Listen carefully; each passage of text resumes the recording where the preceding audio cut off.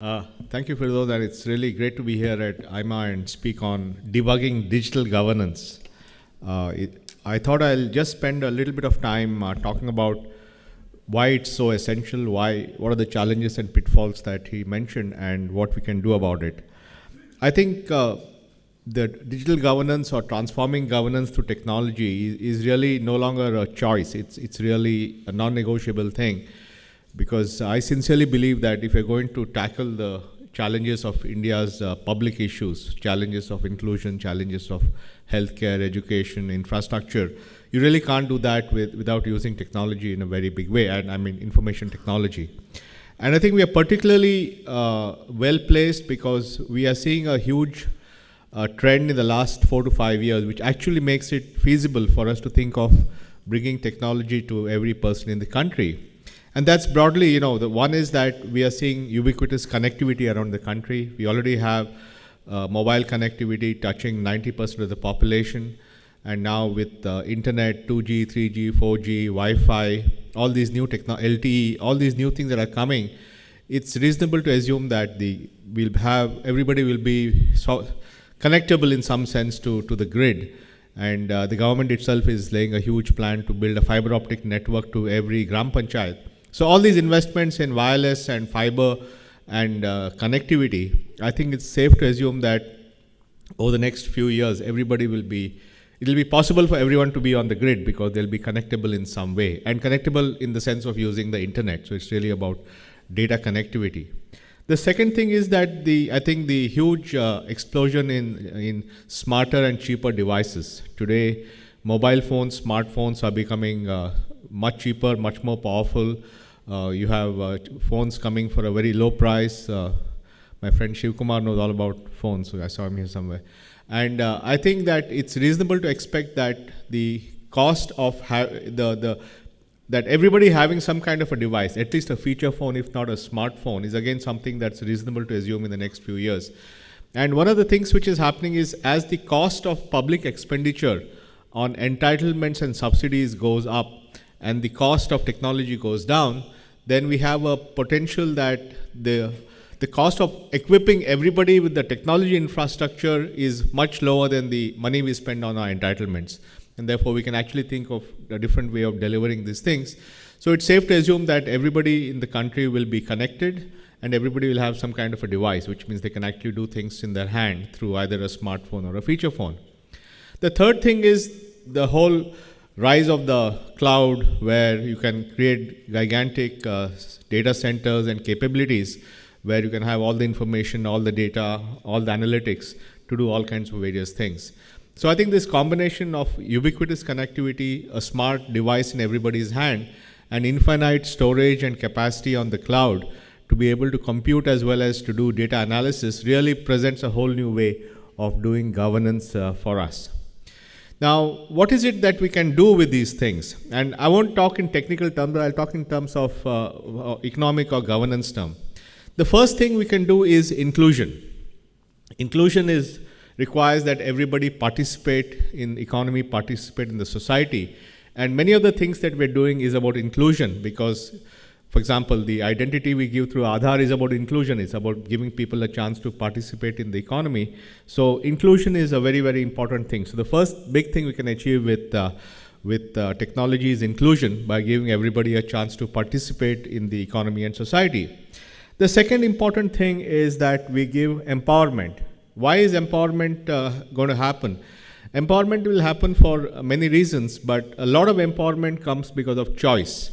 When in the market, for example, what we saw in the market was that when the market did not have choice, then the bargaining power was with the supplier. And if you think of pre-liberalization India, markets did not have choices because you could only choose one telephone vendor, you could only choose one airline, you could only choose one, company for anything, or a company or a government entity, and therefore the bargaining power is with the supplier.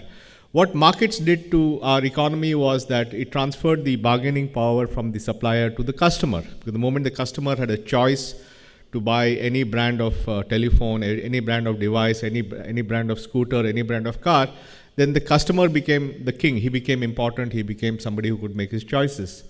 Now, what has happened in India is that while markets gave choices to people, in those who had purchasing power, we really haven't done the same empowerment in our public services.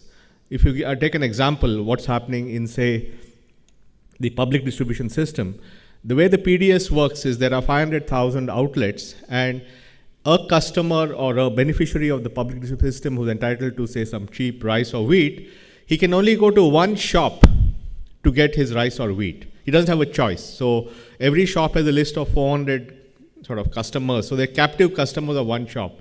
And the moment you create that model, then that customer or that beneficiary of that benefit is subservient to the shopkeeper, because he can't go anywhere else to get his things. And therefore, if the shop is closed, the shop does not have enough quantity, the shop adulterates, he can't do much about it. So just like markets gave choice to those who have purchasing power, technology will give choice to those who are depending on government benefits, by the simple method of ensuring that their entitlements become portable. In other words, if I can go to any shop, any PDS shop to withdraw my rice or wheat, then the bargaining power shifts from the shopkeeper to the customer. And that's what we think technology will do, because once we create an online identity, which is what we've done in Aadhaar, and once that identity can be verified anywhere on the cloud, then, and that is equipped at all the shops, then I can go to any shop to get my supplies. And that automatically empowers me to choose. And if a particular PDS shop does not give me good service, I can go to any other PDS shop, and so on. So the whole equation can change, and we can bring in competition, sort of internal competition in government services using technology. The same thing applies to money.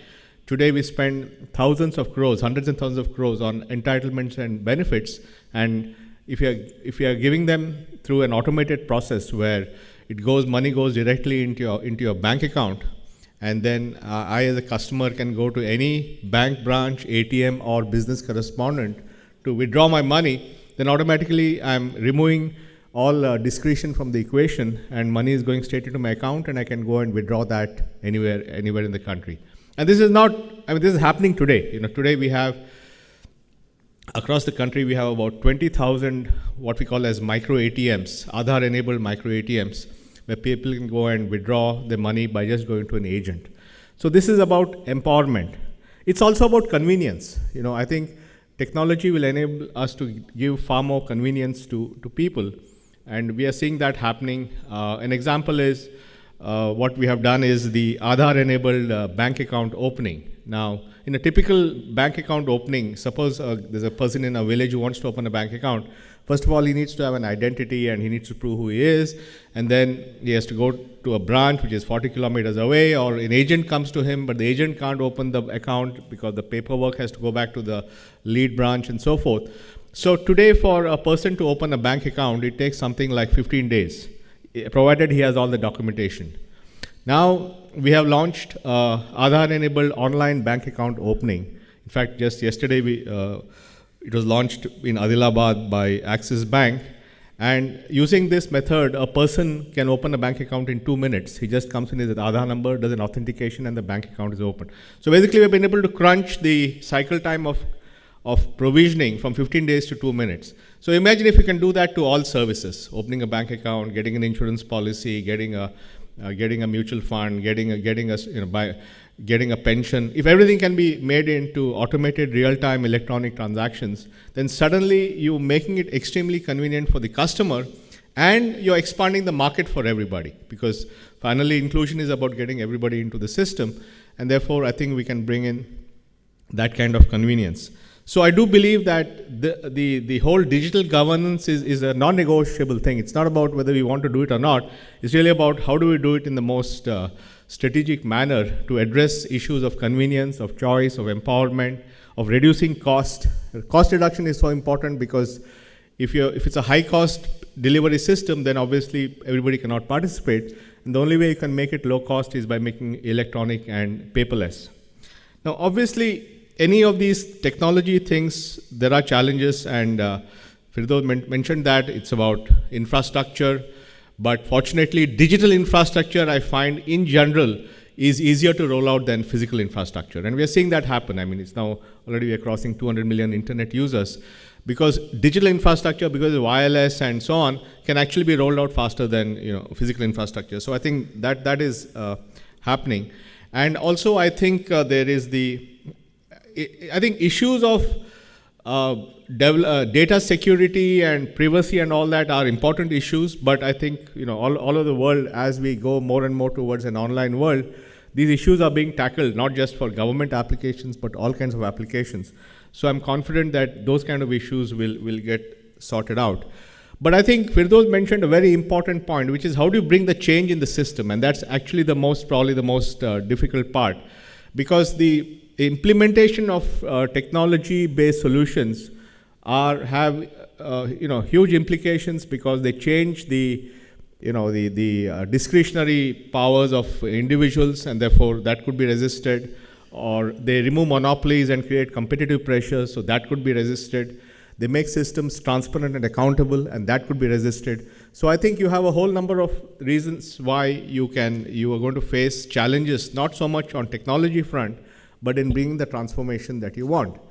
And this is really the key to it. And certainly in my experience in implementing the Aadhaar system, I think more than the technology, which was fairly complex, it was really getting everyone on board, getting every state government on board, getting every ministry on board, getting every department on board, and convincing them about the merits of what we are doing, and convincing them that this platform will actually enhance their ability to serve as opposed to removing their discretionary powers. So I think there are a lot of things you have to do in terms of change management in getting these things across. But I think that's very important. I'll give an example. Let's say that you want to optimize the sale of natural resources. Like you want to make sure that whether it's spectrum or iron ore or coal or whatever, that you have an optimized, transparent way of ensuring that the whole process of those resources being sold is done in a streamlined, accountable, transparent manner. Now, the ideal way to do that would be to create an auctioning utility, so to speak, a capability, a company or an organization that knows all about how to auction resources, because the concepts of auctioning are the same, whatever be the resource, the methodology, the techniques are all the same.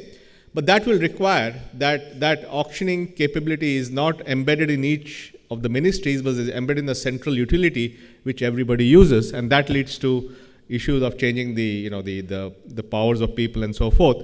So I think that's where the challenge is going to be. It's not going to be so much in technology.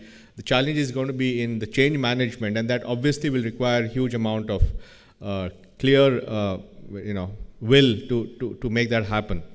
But I think that the choice is there. The choice is, there's no choice. We have to do it. The other thing is that the big thing about in government projects is you need to have, these are all essentially public sector or government projects, you need to have clear accountability, clear leadership, clear outcomes. I mean, we have seen what happened in the US with the whole Obamacare website, which got into a huge amount of challenges. And I think if we are not careful, if we take up very, very ambitious transformation agendas, but don't put in place an organizational, institutional arrangement and leadership and autonomy to get it done, then it's unlikely that it will happen. So I think, along with the change management part, I think creating the organizations and institutions which can make change happen in a very focused manner is very important.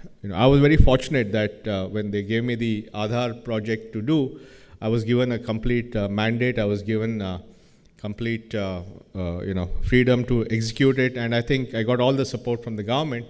And today, the fact is that in less than 5 years, we are already at about 58 crore Aadhaar numbers. It's about 580 million people have Aadhaar numbers. So it's grown faster than WhatsApp, since we talked about WhatsApp this morning. WhatsApp has 450 million users in 5 years. We have 580 million users in 4.5 years. So it's not bad.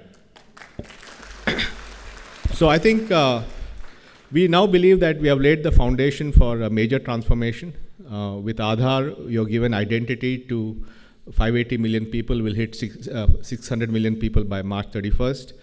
We recently were given the mandate to extend Aadhaar enrollment to 4 states, UP, Bihar, Chhattisgarh, and Uttarakhand, which adds another 300 million or 33 crore people. So I'm confident that if the tempo is maintained, we're looking at about 90 crore people on the platform by sometime in 2015. And it's not just about identity, it's about uniqueness. Uniqueness is very important to remove ghosts and duplicates from our databases. Already in all the applications we're using it, we are reducing wastage by eliminating ghosts and duplicates from LPG databases, from pension databases, from scholarship databases. It's about cash transfer. We have built the world's largest cash transfer system where anybody in the country now can just get his money directly into his bank account just using his Aadhaar number as the key. We have created this whole online authentication platform which allows a person in a village to withdraw money from his bank account just doing a verification with a biometric. And we have done this KYC, which allows instant opening of bank accounts or whatever. And as I mentioned just yesterday, we started doing this instant bank account opening in Adilabad district with Axis Bank, where in 2 minutes people are getting their bank accounts opened. So I think we have basically laid the foundation for a major transformation of the way we conduct things. So I'm absolutely convinced that India's largest and most intractable problems cannot be solved without technology. So it's not a question of whether we do it or not, a question of how we do it, when we do it, with what scale, how we handle the change management, how do we handle the issues of the risks, how do we make sure things happen. And I'm convinced that we can change things fundamentally in a whole variety of areas. And in some sense, India not having a legacy gives us a chance to leapfrog and do things very differently. Example is healthcare. We don't really have a healthcare record system, but we could design a healthcare record system which is much more advanced than anything else in the world and leapfrog and create a very modern healthcare record system, which in turn will lead to much better healthcare outcomes and delivery. So let me end by saying that digital governance is here to stay. It's not something we're going to debate. I think the real push is going to be how to make it work, how to strategize, how to architect, how to drive the change management and bring in change very rapidly so that the people of India benefit. Thank you very much.